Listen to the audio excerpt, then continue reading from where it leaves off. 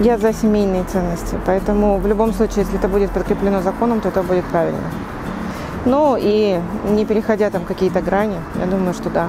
Ну, потому что ценность семьи потеряна, и очень много сейчас молодежи, у меня дети, ну уже такого возраста, когда выходят замуж и думают о создании семьи. Поэтому если они будут защищены законом, то это будет правильно. Ну, я думаю, просто, скорее всего, нет. Но я бы не хотела, чтобы закрепляли. Если идет закрепление какое-то на законодательном уровне, значит, каждый должен именно под эти законы встраиваться, да, а у каждого там разный взгляд вообще на жизнь, у каждого разные как раз-таки ценности. Угу. Я думаю, да. Ну, я не думаю, что в этом есть надобность, ну, помимо Нового года, ведь, ну, не все празднуют все эти праздники.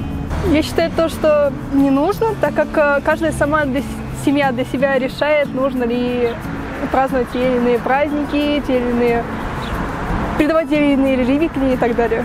Да, нужно. Да, разумеется, обязательно надо законом подкреплять семьи молодых, особенно малообеспеченных, семей многодетных. Очень полезная вещь была бы для республики.